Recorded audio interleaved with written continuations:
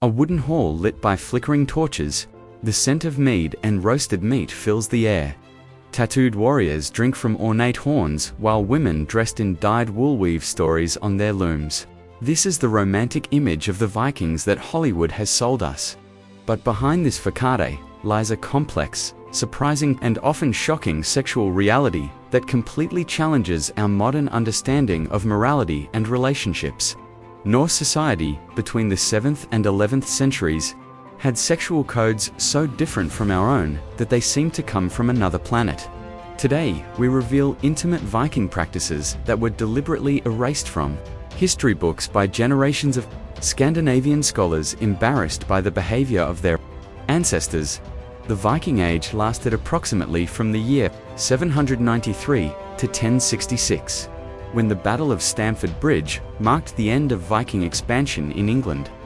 During these nearly 300 years, the Norse peoples of Scandinavia not only conquered territories from Russia to North America, but also developed social and sexual codes radically different from those of the rest of medieval Christian Europe. While the Church imposed celibacy and condemned any sexuality outside monogamous heterosexual marriage, the Vikings practiced forms of relationships and sexual expression that would surprise even modern liberal societies. Let us begin with something that shocks many people when they discover it. Polygamy was not only accepted, but expected among high-status Viking men. A jarl or Viking chieftain could have several legitimate wives simultaneously, each with legally recognized status and property rights. But there was a crucial distinction between the primary wife and secondary wives. The primary wife, usually chosen through political and family alliances, controlled the household and had authority over the other wives. Secondary wives were often women captured during raids or purchased as slaves who were elevated to the status of wife. But Viking polygamy had an even more surprising aspect. Under certain circumstances, it was by wealthy and powerful Viking women, especially widows of important men, could maintain multiple lovers or partners simultaneously without losing social status. The Icelandic sagas written between the 13th and 15th centuries, but describing events from the 9th and 10th centuries, are full of stories of powerful women, such as Unn the Deep-Minded and Ord the Wealthy, who kept male lovers and chose partners at will. Divorce in Viking society was surprisingly easy and egalitarian.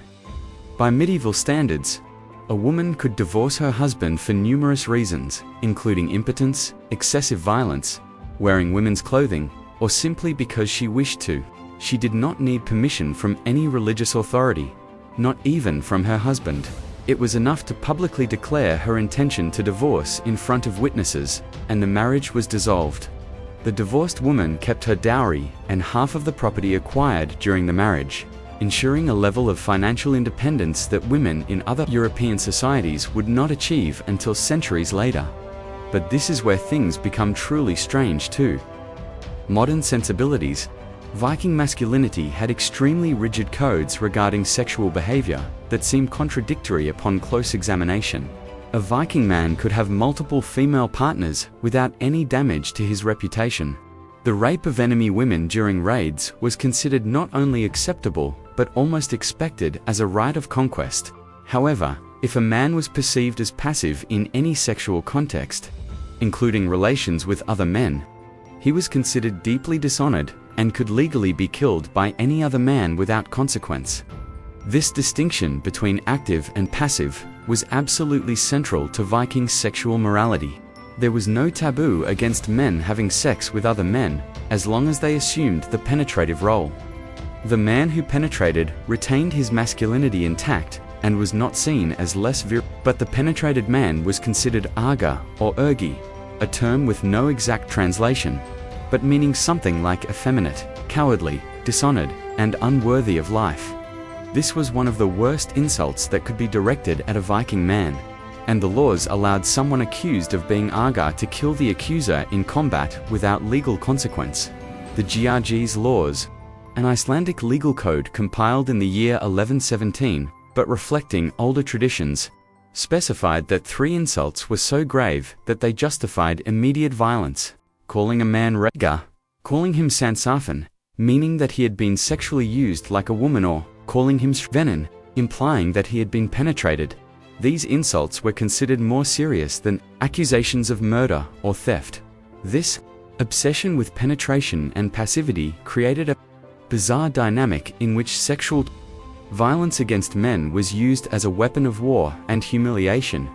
The sagas describe incidents in which victorious Vikings raped captured enemies not out of sexual desire, but to completely dishonor them and turn them into a gun. This practice was not seen as homosexual by the perpetrator, but as an extreme demonstration of masculine domination. It was a form of social murder that destroyed the victim even if he survived physically. Seer was a form of magic associated with the goddess Freya and traditionally practiced by women.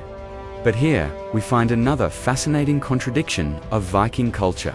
Seer involved ecstatic practices, trances, and forms of behavior considered inherently feminine by Norse society. When men practiced seer, they were automatically considered ergi because they adopted a feminine role.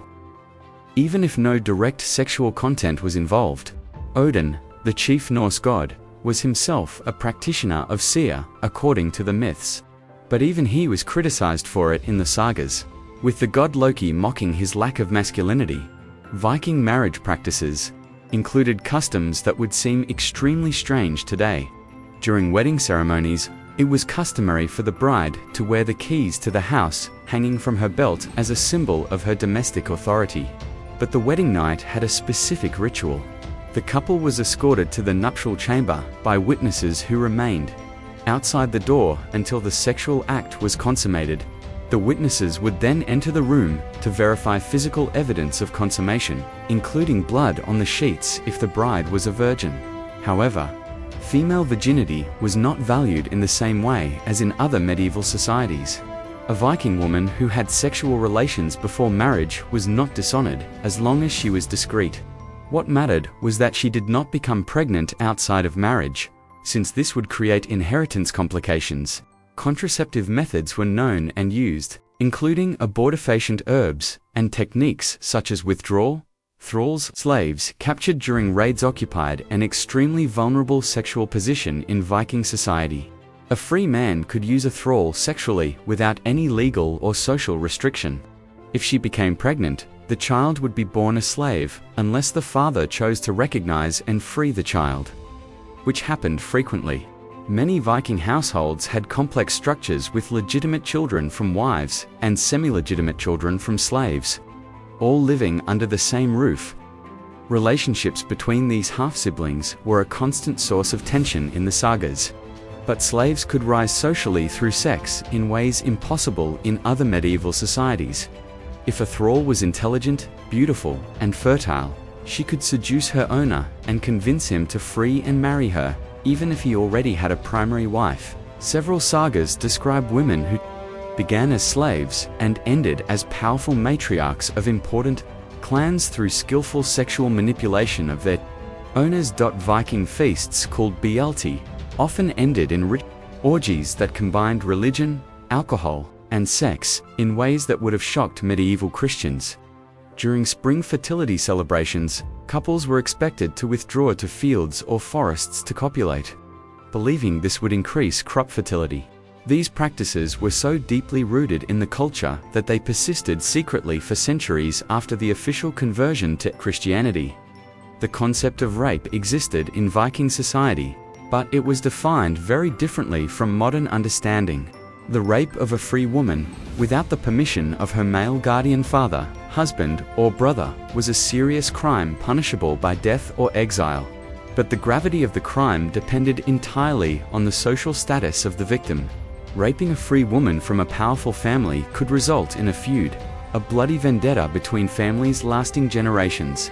Raping a slave woman was not considered a crime at all, but simply the use of property. In the year 922, the saga of Grettir describes an incident in which the eponymous hero is accused of rape, but the language used reveals much about Viking attitudes. The accusation is not that he forced a woman against her will, but that he took her without her husband's permission. The crime was not against the woman, but against the husband's property rights. This distinction remained in Scandinavian law until surprisingly late. with rape being redefined as a crime against the individual woman only in the 20th century. Female homosexuality was even more invisible in Viking sources than male homosexuality. Laws and sagas barely mention sexual relations between women, not because they did not exist, but because Viking patriarchal society simply did not care much about what women did with each other, as long as they fulfilled their reproductive obligations. This lesbian invisibility was not necessarily tolerance, but indifference based on the belief that female sexuality was unimportant except when it involved men. The Valkyries, mythical warrior women who served Odin, an interesting space in the Viking sexual psyche. They were described as virgin warriors who rejected marriage and sex in favor of a martial life. But the sagas describe heroes who conquered Valkyries through martial or magical feats, transforming them into submissive wives. This fantasy of domesticating an independent warrior woman through sex reveals deep anxieties about female power. Yet some real Viking women lived as warriors. Archaeological evidence, including the famous Birka warrior discovered in Sweden in recent years, confirms that some Viking women were buried with full weapon sets and military equipment. DNA analysis confirmed that the skeleton was female, challenging assumptions about gender and warfare in Viking society. These women warriors likely faced the same paradoxical sexual expectations as the mythical Valkyries admired for martial masculinity, yet expected eventually to return to traditional feminine roles. The conversion to Christianity between the 10th and 12th centuries radically transformed Viking sexual attitudes. The Church introduced concepts of sexual sin, clerical celibacy, the indissolubility of marriage, and strict monogamy, all of which were completely alien to traditional Norse culture. Resistance was significant. Many Vikings accepted baptism for political convenience, but continued to practice polygamy, easy divorce, and relatively free sexuality for generations. King Harald Fairhair of Norway, who reigned approximately from 872 to 933, supposedly had 20 wives or concubines and numerous children. Even after nominal conversion to Christianity, Scandinavian kings continued to maintain multiple wives well into the 11th century. The Church fought a prolonged battle to impose monogamy, using excommunication and political interdicts to force compliance. Yet some aspects of Viking sexuality were genuinely progressive for any era.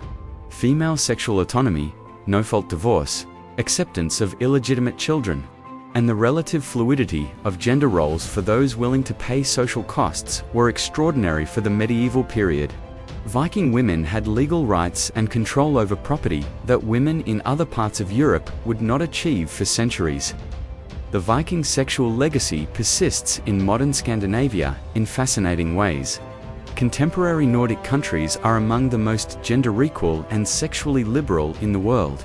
Is this a coincidence, or a distant echo of ancient Viking attitudes? Scholars debate whether there is genuine cultural continuity or whether modern Scandinavia simply likes to imagine a connection to a progressive past that may have been more complicated than the myth suggests. Studying Viking sexuality is not historical voyeurism, but a window into understanding how sexual norms are specific cultural constructions rather than universal truths.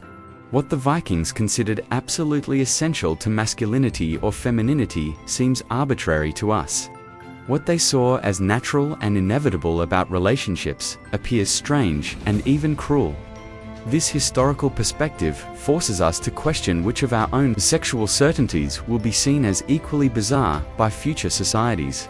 The Vikings teach us that there is nothing eternal or universal about how we organize desire, power, and intimacy.